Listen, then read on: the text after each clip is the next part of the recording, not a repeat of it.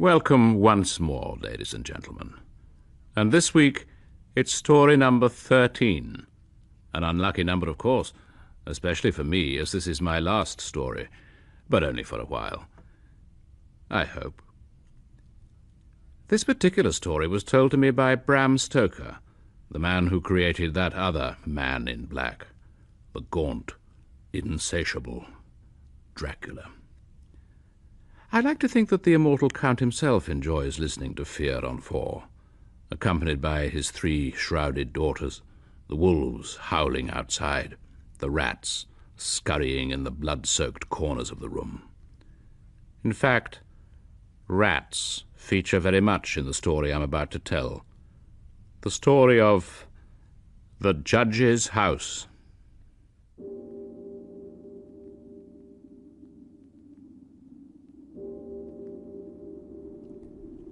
It's an old and rambling house in the Jacobean style, with heavy gables and windows unusually small and set higher than customary in such houses. It is entirely surrounded, with a high brick wall, massively built. Indeed, it looks like a fortification, and this impression is deepened by the presence on the roof of a small round tower of weathered stone, which houses an old alarm bell.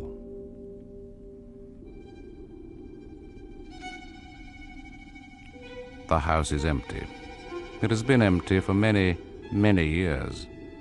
All about it there hangs an air of desolation. It stands some distance from the little town of Benchurch, in the midst of a small tract of weedy parkland.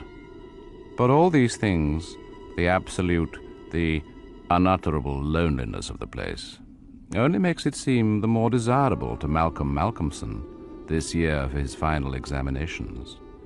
He needs solitude, and that is something he will certainly find in this house, of all houses.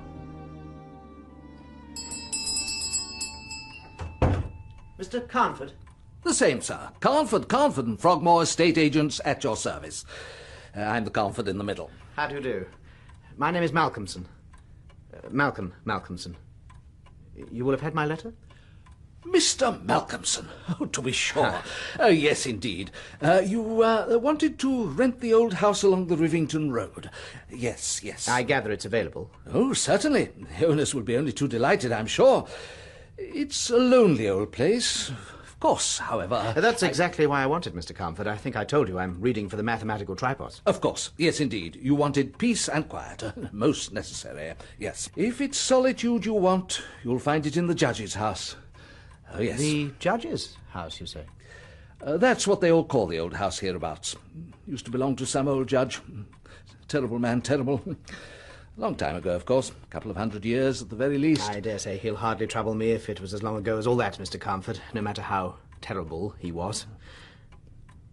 Why was he terrible, by the way? Oh, strange kind of fellow. Always getting people hanged. Very harsh. Had a kind of obsession, you know. Very cruel.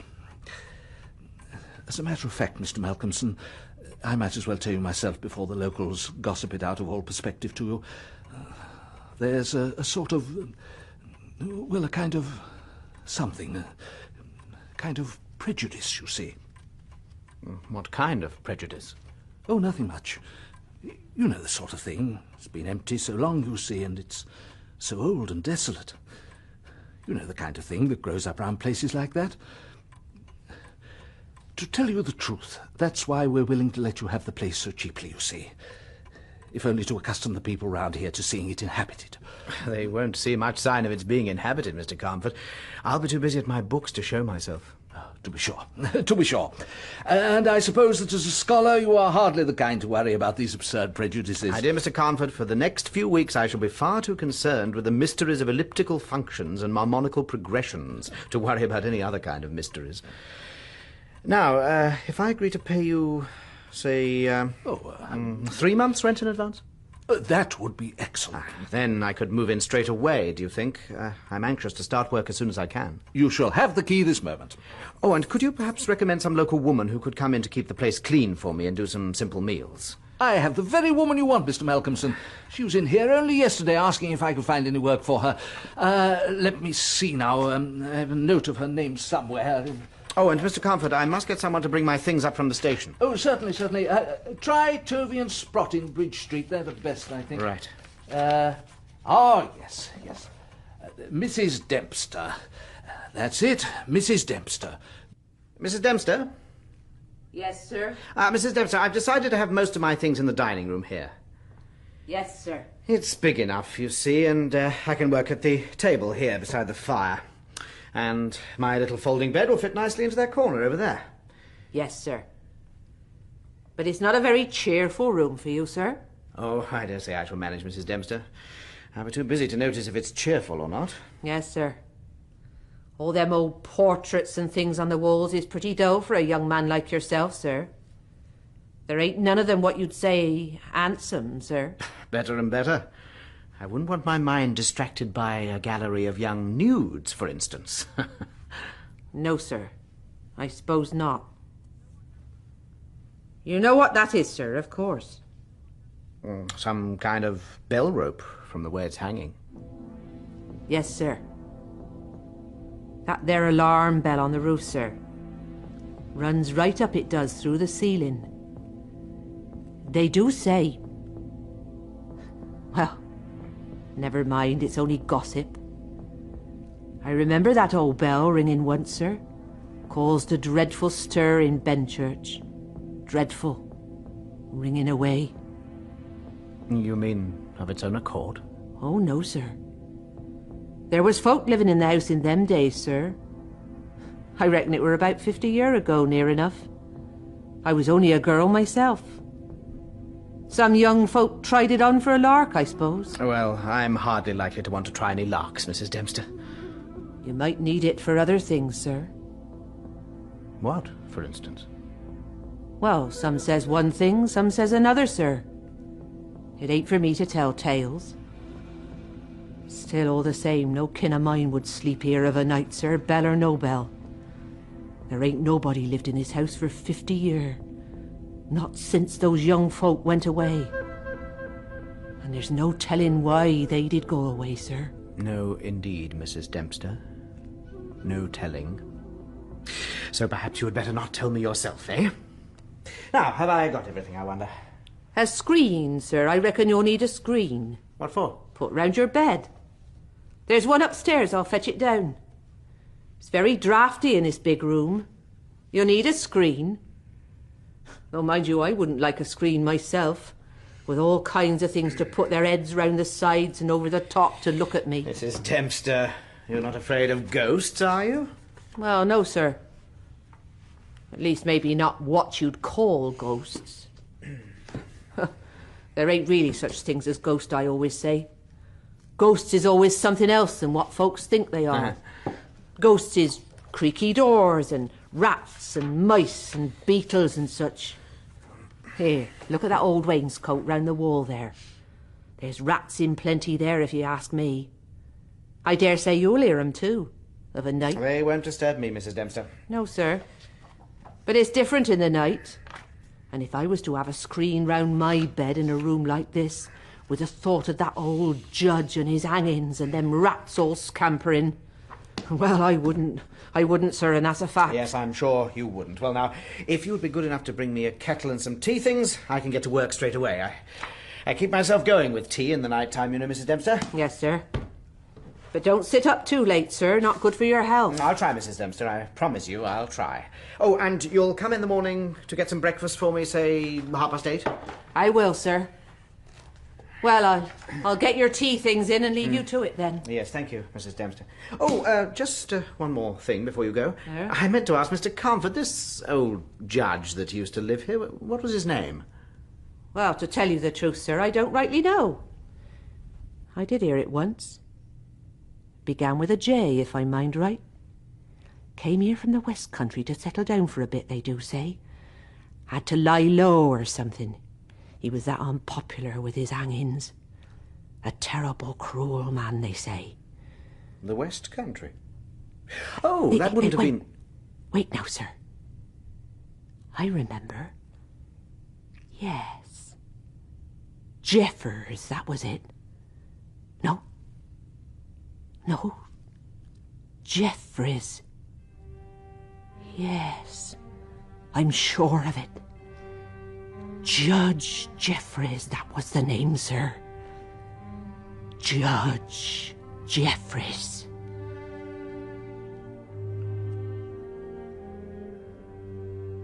So Malcolm Malkinson, well pleased with the success of his plan to find solitude, settled down for his first night in the judge's house.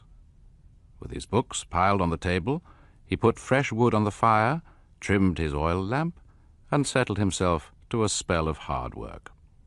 He went on without a pause until about 11 o'clock, and then stopped to make himself a cup of tea. The rest was a great luxury to him, and he enjoyed it with a sense of voluptuous ease. The renewed fire leapt and sparkled and threw strange shadows through the ancient gloomy room. He sipped his tea and revelled in the sense of his isolation. And then, only then, did he begin to notice the little rustling, whispering sound that was filling the air. God. Rats. The place is full of rats. Old Mrs. D was right. Surely they can't have been at it all the time I was reading. I must have noticed them. They're busy enough now, at any rate. What was it the old soul said? Rats is ghosts, and ghosts is rats. Well, I reckon it's just their way of welcoming a stranger. They've been lonely for too long. That's what it is. Don't worry, my small friends. Don't worry. I've come to keep you company now. Don't worry. He smiles to himself and picks up the green-shaded oil lamp from the table. He goes round the room, wondering that so beautiful an old house had been so long neglected. The carving of the oak on the panels of the wainscot is magnificent. The old portraits above are fine and mellow, although most of them are too heavily covered in dust for him to be able to make out much detail. Here and there he sees some crack or hole that is blocked for a moment by the face of a rat, its bright eyes glittering in the light. They seem most concentrated in numbers in the corner of the old room where the long, slender bell rope hangs down beside a great portrait, larger and more imposing than all the rest. He is looking for a chair to stand on to examine the bell rope more closely at the point where it enters the ceiling, the gathering place, as it seems, of the small, busy host of rats, when he suddenly becomes aware that, just as quickly as it had begun, the noise all round him has stopped. He stays poised in his movement, disturbed unaccountably by the sudden quiet, and in an instant, in spite of his self-possession, a tremor of uneasiness passes through him. There, on a great high-backed carved oak chair beside the fire, which in the interval has died a little, there, steadily regarding him with baleful, glowing eyes, is an enormous rat. He recovers himself immediately and makes as if to drive it away. It does not stir, but shows its great white teeth in anger, and its cruel eyes shine in the lamplight with an added vindictiveness. He seizes the poker and runs at it to kill it, but with a flashing glance that is the very essence of hate, it jumps on the floor, runs across the room, and scampers up the rope of the alarm bell to disappear behind the great portrait. Malkinson stands in the silence, the poker in his hand, half ashamed of his fear, watching the rope still gently swaying. He shrugs and goes back to his table, and in a little while is so immersed in his studies again that the whole incident is forgotten. He works in the lamplit silence until dawn, and then, at last, worn out, he goes to bed. Morning, sir. Breakfast. What? What's that?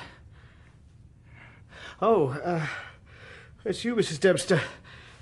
Good morning. I brought your breakfast in, sir. It's nearly 9.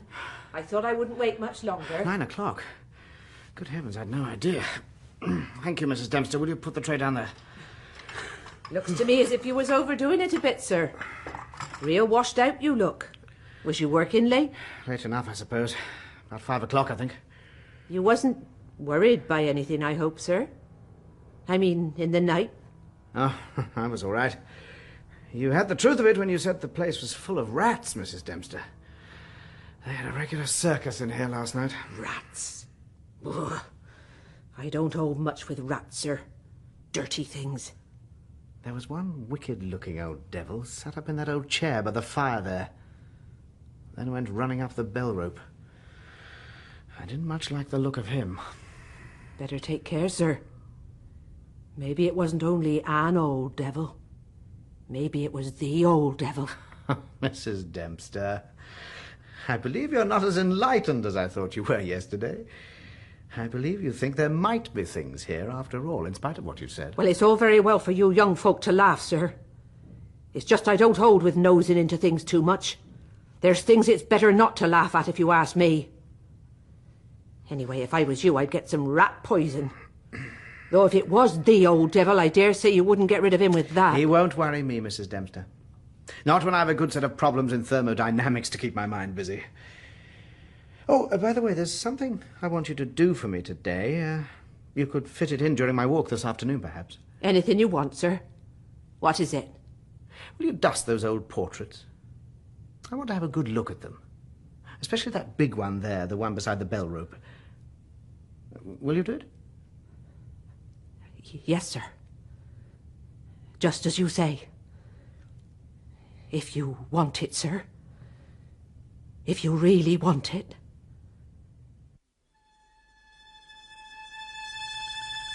Malkinson rises and has his breakfast. Outside, the weather is damp and unpleasant, and so he passes the time in further study. In the afternoon, the skies clear a little, and he goes for a walk into Benchurch by way of taking exercise. He stays rather later than he'd intended, so it's after dark when he gets back to the house. Mrs. Dempster has gone, leaving a cold supper for him on a tray. He eats it hungrily, and once more settles himself down in the great dining room for a night of hard work.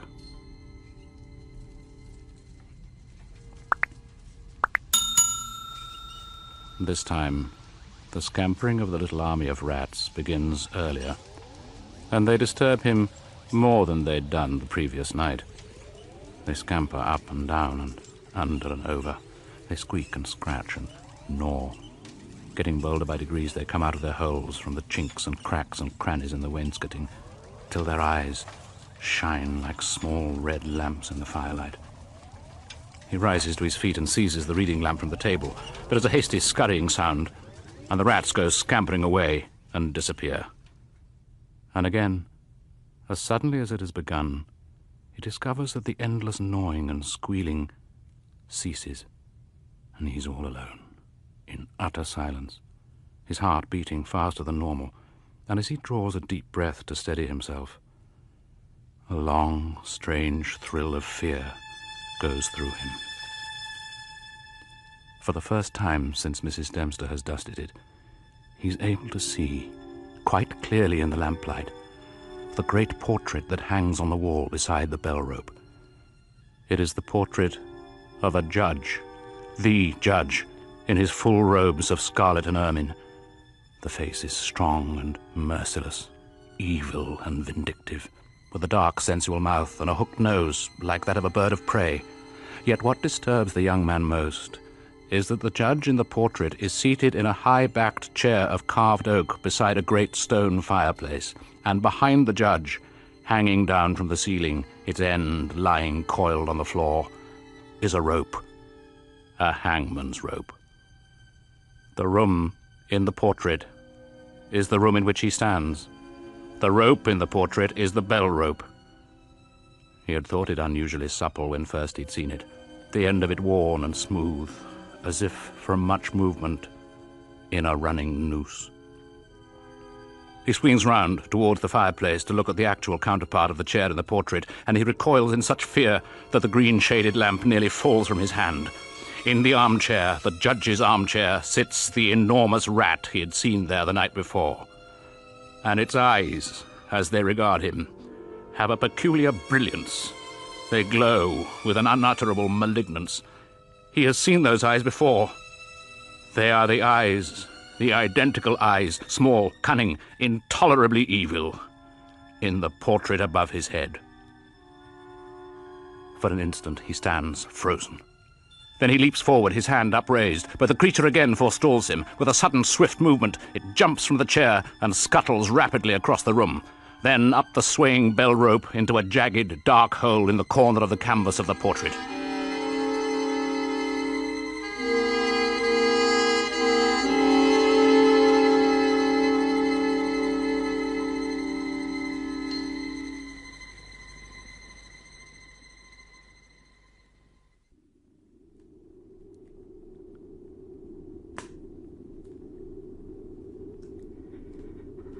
Dear David,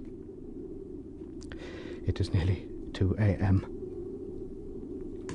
I should be working at my books. For some reason, I'm unaccountably nervous, and I'm unable to settle. To calm my mind, I've taken up my pen to write to you. I know I owe you a letter in any case. Outside, the wind has risen and seems to be growing always in strength. It is suddenly strangely cold, in spite of the great fire I've built. A few moments ago I had to take a neat brandy, or I might have been unable to steady my hand to hold the pen at all.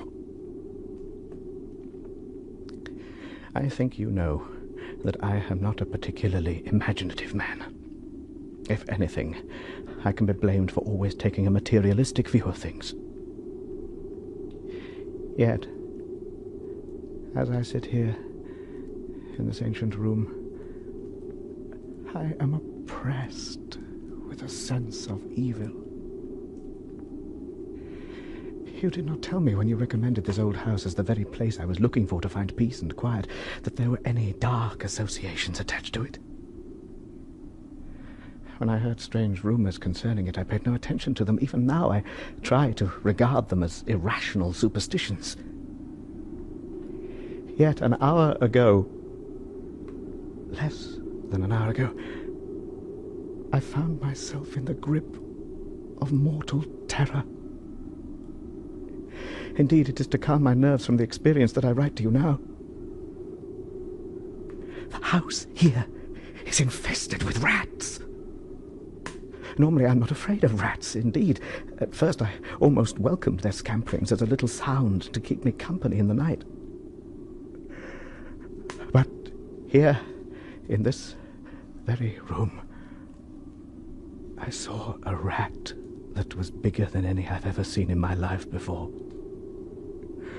And there was also a something all about it that I cannot express, but which seemed to me to be charged with evil. What impressed and terrified me most as I looked at it was that its eyes, red, dreadful eyes, were, and I must say it, however wild and strange it may seem, were human eyes.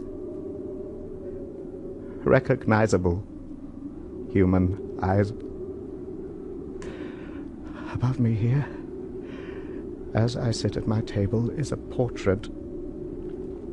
And when I raise my own eyes to look at it,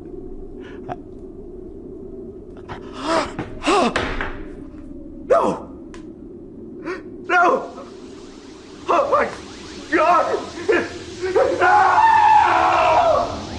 He sees, in the shrouded glow of the lamplight, 1,000,000 little eyes regarding him.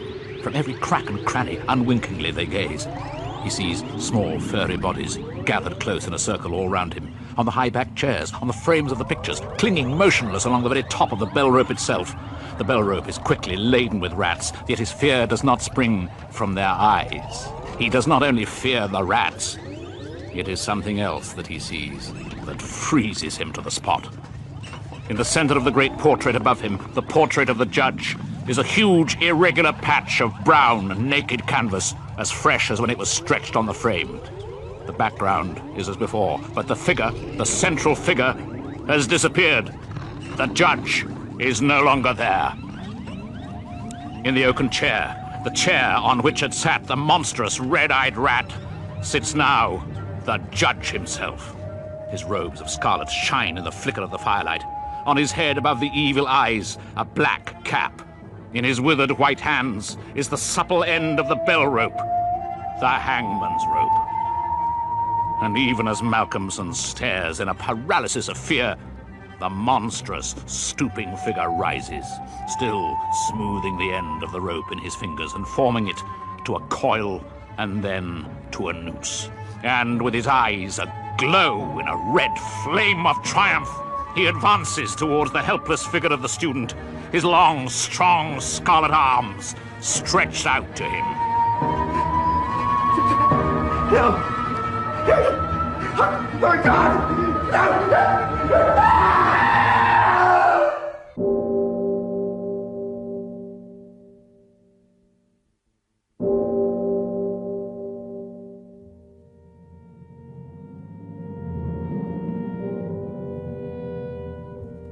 When the alarm bell of the judge's house sounds out across the countryside, a startled, huddled crowd assembles, led by an anxious Mrs. Dempster. Lights and torches appear, hurrying over the fields and through the desolate parkland. The bell still clangs as the white-faced helpers force their way into the great, dark house and move, terror-stricken, into the dining room. As they crowd in the doorway, wide-eyed and silent, they see why the bell is sounding.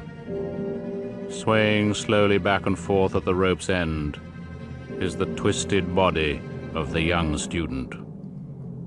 On the face of the judge, in the portrait beside him, is a smile of dark, malignant triumph.